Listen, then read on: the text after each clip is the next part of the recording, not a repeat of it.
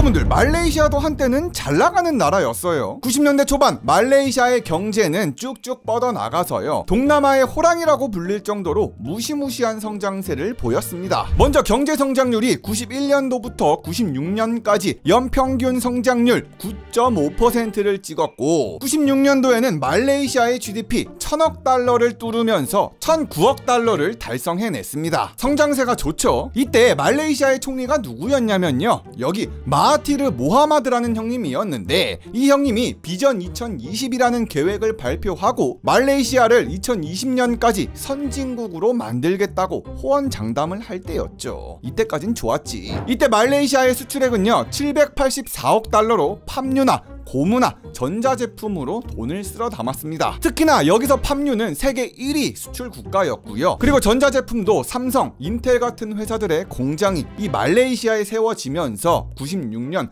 250억 달러치의 수출을 했죠. 그래서 무역수지 흑자도 96년 38억 달러를 찍었고요. 말레이시아가 나름 동남아에서는 세다라고 자랑할 만했죠. 주식시장도 좋았습니다. 말레이시아의 주가지수 96년 말 1271포인트였는데 이는 93년 1000포인트를 처음 넘긴 뒤로 계속해서 올라서 3년 만에 27%나 올라가서 정점을 찍었습니다. 이때 외국인 투자도 엄청 들어왔는데, 우리 대한민국이 IMF 이전에 96년 외국인 직접 투자자가 32억 달러 정도가 됐는데, 말레이시아는 우리 대한민국보다도 2배 이상 높았습니다. 말레이시아의 외국인 직접 투자 금액 72억 달러를 96년도에 찍었죠. 그런데 이 말레이시아의 화려함 뒤에는요 함정이 있었습니다. 말레이시아의 경제가 대부분 빚으로 커졌다는 거죠. 96년도 말레이시아의 전체 외채가 약 400억 달러를 넘기기 시작했는데, 이 중에서 단기 외채가 286억 달러였습니다. 전체 외채 중에서 68%가 1년 안에 갚아야 하는 단기 외채 빚이었다는 거예요. 여기에다가 말레이시아는요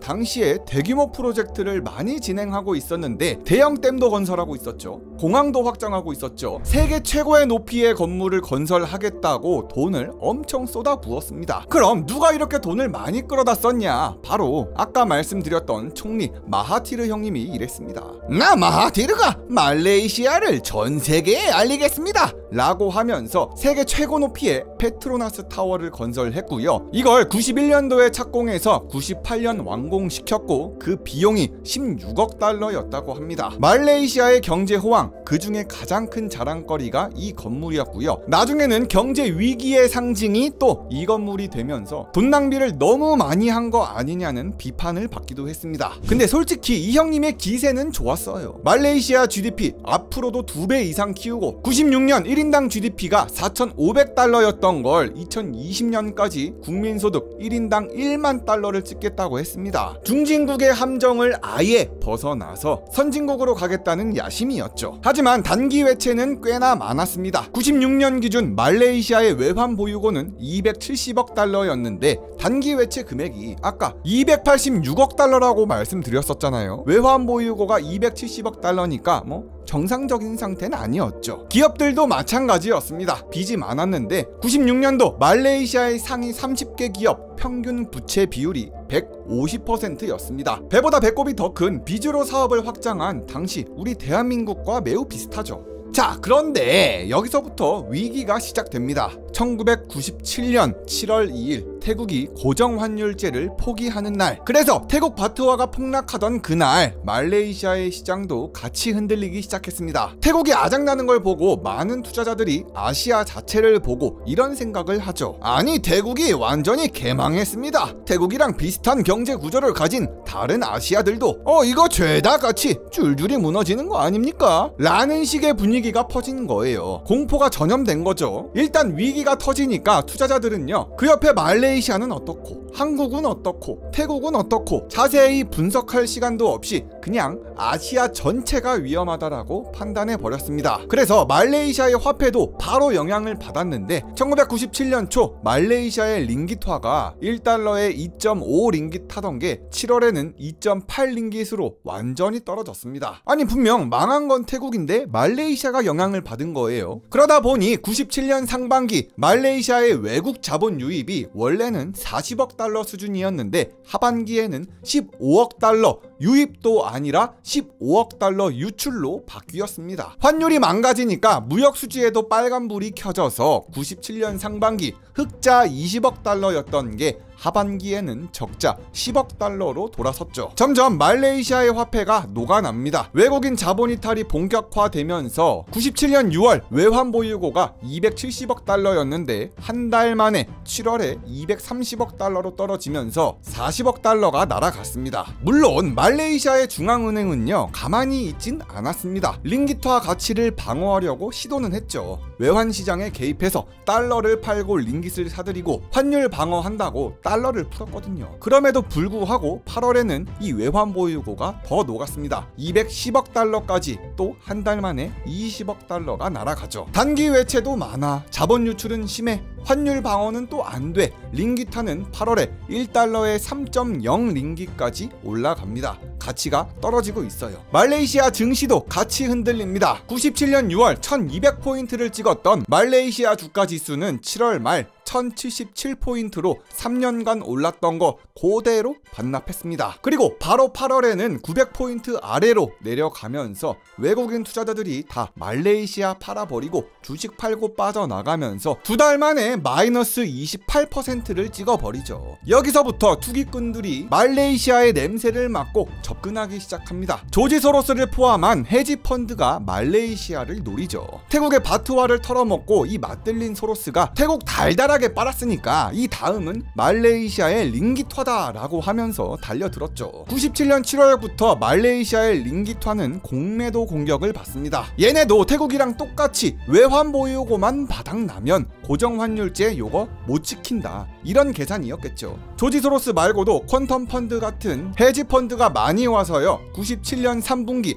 공매도 규모가 20억 달러가 넘었다는 추정이 나왔습니다. 그래서 결국 97년 7월부터 말레이시아의 링깃화는 가치가 미친듯이 빠집니다. 위기 한 달 전 2.5 링깃이었던 환율이 8월에는 2.8, 9월에는 3.2 계속해서 밀려서 10월에는 3.5 링깃, 그리고 98년 1월에는 무려 4.8링깃까지 치솟았습니다. 불과 6개월 만에 링깃화의 가치가 무려 50% 가까이 폭락한 거예요. 말레이시아는 물론 기준금리 8%에서 10%로 올리면서 대응하려고 했지만 효과는 미미했습니다. 그래서 마하티르는 조지 소로스를 포함한 헤지펀드를 공개적으로 깝니다. 97년 9월 마하티르가 기자회견에서 조지 소로스는 서구의 악마고 아시아의 경제 모든 것을 망치려 한다고 했죠. 소로스는 이에 대해서 이렇게 반응했습니다. 말레이시아 경제 자체가 취약해서 망하는 거지 내가 뭘 했습니까? 라면서 비웃었죠. 이 신경전은 국제뉴스 헤드라인이 됐습니다. 마하티르는요 계속해서 조지 소로스를 잡아서 처벌해야 된다고 했지만 소로스는요 꿀 달달하게 빨았죠. 태국에서만 10억 달러를 넘게 벌었다는 소문이 돌면서 기세등등했습니다. 자, 이렇게 위기가 터진 말레이시아 어떻게 버텼냐, 요것이 또 하이라이트입니다. 일단 다른 국가들은요 이런 위기 속에서 IMF 구제금융을 요청했습니다. 우리 대한민국도 97년 말에 IMF 구제금융을 신청했고 태국도 마찬가지로 신청을 했죠. 그런데 말레이시아는 조금 달랐습니다. 마하티르가 계속해서 고집부리면서 계속해서 배째라 존버한다 요렇게 맞섰거든요. 나라 경제가 다 터져나가고 있을 때쯤 98년 여름 마하티르 모하마드 총리는 충격적인 발언을 합니다. 우리는 절대로 IMF의 도움이 필요가 없습니다. 그냥 자금줄을 다 막아버리면 되는 거 아닙니까? 라고 해서 태국이 7월에 172억 달러 빌리고 대한민국이 11월에 210억 달러 요청할 때 마하티르 형님은 IMF의 손을 벌리지 않겠다고 한 거예요. 이게 왜 그랬냐면요, IMF가 요구했었던 구조조정, 시장개방 이거 싫다고 한 거죠. 말레이시아에 맞지 않다고 판단했고요. 그는 이렇게 말합니다. IMF의 저방은 환자를 죽이는 약입니다. 우리는 그들의 약을 먹지 않겠어요. 솔직히 지금 와서 보면요 IMF의 구조조정 너무 과도했습니다. 피도 눈물도 없었단 말이 계속 나오잖아요. IMF의 구조조정안은 보통 이렇습니다. 과도한 긴축재정을 강제했고요. 급격한 금리 인상 강제했고요. 자본시장을 개방하라고 압박했고요. 이 외에도 강도 높은 기업 구조조정, 외국인 투자 규제의 대폭 완화, 이런 강력한 조치들을 원했습니다. 그래서 말레이시아가 이를 거부한 거고요. 마하티르 형님은요, IMF는 서구의 앞잡이라고 우리의 경제 주권을 뺏길 수 없다고 거부합니다. 남들은 죄다 IMF에 가서 구제금융해달라고 비는 판에 말레이시아 자력으로 살겠다고 한 거죠. 이 결정이 얼마나 과감했던 거냐면요, 경제학자들 사이에서도 논란이었습니다. 세계은행은 말레이시아 솔직히 자력갱생은 힘들다 라고 경고했고요. 많은 서구 언론들도 너희 예측이 틀렸다면서 무시했어요. 특히 마하티르 형님이 가장 반대했던 게 자본시장의 개방이었는데요. 마하티르는 이걸 이렇게 생각했습니다. 아니, 우리 경제가 위기에 처한 근본 원인은 국제 투기꾼들이 우리 통화를 공격했기 때문입니다. 그런데 IMF는 오히려 그들에게 더 많은 자유를 주라고 합니다. 이게 말이 되는 겁니까? 그래서 우리는 자본 통제를 시작하겠습니다. 그렇습니다. 자본 통제. 이게 뭐냐면요, 투자자들이 링깃화를 해외로 빼나가는 걸 막은 거예요. 돈 들고 튀지 마라. 달러가 모자라지 않게 달러를 거래하지 않게 하면 되겠네. 단순하죠. 이제 달러가 부족할 일이 없어요. 달러가 못 나가니까. 일단 링깃화에 공매도 했던 거, 이거 투자금 다시 회수하지 못하게, 거래를 못하게 했고요. 외국인 투자자들은 말레이시아의 주식을 매각한 후에 최소 1년 동안은 자금을 국외로 반출할 수 없게 만들었습니다. 아니, 무슨 자국민을 대상으로 한 것도 아니고 미친 게 아니고서야 외국인을 대상으로 이 짓을 벌인 거예요. 근데 진짜 미친 게 효과는 확실하죠. 자본 통제 이전 98년 8월에는 말레이시아의 외국 자본 유출이 12억 달러였는데 9월에는 3억 달러로 줄어들었습니다. 그리고 말레이시아의 화폐 링깃화의 해외 거래를 금지시켜서요, 말레이시아 바깥에서 링깃화 거래를 완전히 금지했습니다. 해외로 반출됐던 링깃화는 1개월 이내에 말레이시아로 다시 송금해야 했죠. 그리고 외환 거래도 제한하는 마당에 해외 여행 시 반출 가능한 링깃화에 제한을 둬서요, 반출 가능한 금액을 현금 1000링깃으로 막아놨습니다. 그리고 다음으로 말레이시아의 기업이 해외에서 빌린 돈을 갚는 거는 허용을 했지만 투기성 송금을 차단했고요. 이러니까 98년 하반기 외환 유출이 25억 달러에서 99년 상반기 2억 달러 오히려 유입으로 바뀌었습니다. 공매도 하는 새끼들 그냥 다 뒤지라는 얘기죠. 자본 통제 그냥 위기고 뭐고 말레이시아에서 니네 투자금 못 꺼내 간다. 지금 와서 보면은 현명한가 싶기도 하지만 솔직히 이거는 금융계에 엄청난 충격을 주었습니다. 언론들은 말레이시아가 자본주의에서 완전히 이탈했다고 비판했고 이건 독재라고 비판했고, IMF 관계자들은 이건 경제 자살 행위라고 평가했습니다. 왜냐면 자국민도 아니고 전 세계를 대상으로 외국인 투자자들을 그냥 말려 죽인 거잖아요.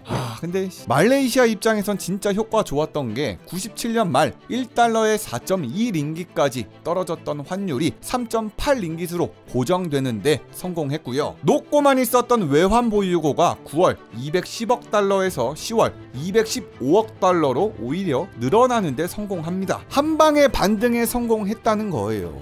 이때 우리 대한민국은 진짜 위기 그 자체였는데. 마하티르는 자본 통제를 발표하면서 헤지 펀드들을 다 죽이겠다고 호언장담을 했는데요. 97년 홍콩에서 열린 IMF 연차 총회에서 마하티르는 이렇게 얘기합니다. 물론 제 조치가 강하긴 합니다. 통화 거래는 솔직히 필요하긴 해요. 하지만 통화 거래를 하는 사람들이 단지 돈을 벌기 위해 한 국가의 경제를 파괴하는 건 불필요합니다. 이는 완전히 불생산적이고 심지어 해롭습니다. 해로워. 전 세계 언론들은요, 마하티르를 독재자라고 부르면서 자신의 실패를 남에게 돌리는 지도자라고 반격했습니다. 마하티르의 자본통제 정책이 발표된 이후 말레이시아는 실제로 국제금융계에서 사실상 고립되었습니다. 3대 신용평가사들은 즉각 말레이시아의 신용등급을 하향 조정했고요. 모건 스탠리는 말레이시아를 신흥시장 지수에서 완전히 제외했고, 많은 글로벌 펀드들은 말레이시아의 투자를 중단시켰습니다. 그런데 효과는 솔직히 개쩔긴 해. 이런 혼란 속에서 많은 사람들이 곧 실패로 끝날 거라고 예상했지만 결과는 정반대였습니다. 일단 헤지펀드의 공매도 완전히 줄었죠. 98년 3분기 공매도의 규모가 15억 달러였던 게 4분기에는 5억 달러로 뚝 떨어졌습니다. 그리고 이 돈들은 다 대한민국 쪽으로 그래서 우리 대한민국이 더 힘들었다는 평가가 많아요. 헤지펀드 쪽도 말레이시아는 건드리기가 힘들다고 발을 뺐다는 소문이 돌았고요. 조지 소로스는 98년 10월 말레이시아는 내 예상 밖이었다 라고 인정했다는 보도가 나옵니다. 그 위험한 금융위기 속에서 이게 되네 진짜. 그래도 잠깐 1년 동안의 위기는 있긴 했습니다. GDP 성장률 9.5% 찍던 게 급락해서 97년도엔 7.3%로 떨어지고 98년도엔 마이너스 7.4%를 찍기도 했죠. 그렇지만 GDP는 마이너스 7.4%에서 바로 이듬해 6.1%로 회복하는 데 성공합니다. 진짜 마하티르가 IMF의 도움 없이 존버한 건 인정할 만해요. 깡다구가 어마어마해. 물론 단기적으로는 IMF 금융위기를 극복하는 데는 말레이시아가 성공은 했습니다. 하지만 그건 단기적인 거고 장기적으로는 엄청난 손실이 있었어요. 아까도 말씀드렸지만 자본시장에 대한 신뢰가 완전히 깨져버렸다는 겁니다. 자본 통제 때문에 외국인 투자자들 얘네들이 진짜 제대로 삐졌기 때문에 외국인 직접 투자 FDI는 97년 80억 달러였던 게 98년 27억 달러로 줄었다가 반등에는 조금 성공하긴 했지만 정말 느리게 성장했습니다. 2000년도까지 37억 달러밖에 못 채워냈거든요. 마찬가지로 주식시장도 회복이 더뎠습니다. 1000포인트는 고사하고 KLSE가 500포인트대까지 내려갔었지만 이는 다시 700까지는 회복하는 데 성공하지만 그 마의 1000포인트대를 뚫질 못했습니다. 솔직히 정부가 이렇게 다 막아낼 수도 있는 곳에 누가 투자를 하겠습니까? 말레이시아는 외국인 투자자들의 신뢰를 잃고 경제 체질이 약해진 건 뼈아프지만요. 존버로 버텼기에 IMF 위기는 극복했다. 하지만 그 미래는 솔직히 까먹었다 라는 평가가 나옵니다. 역시 돈이 없을 때는 갚을 수 없을 땐 배째라는 게 최고인가 싶긴 해요. 채무자 입장에서는 가장 좋은 해법이 될 수는 있었다 라고 정리해 보겠습니다. 근데 우리나라도 이렇게 했으면 어떻게 됐을까요? 의견 많이 주세요. 지금이니? 리뷰영이는 바보입니다, 바보. 영상 끝까지 봐주셔서 정말 감사드리고요. 그럼 다음 영상에서 보자구리.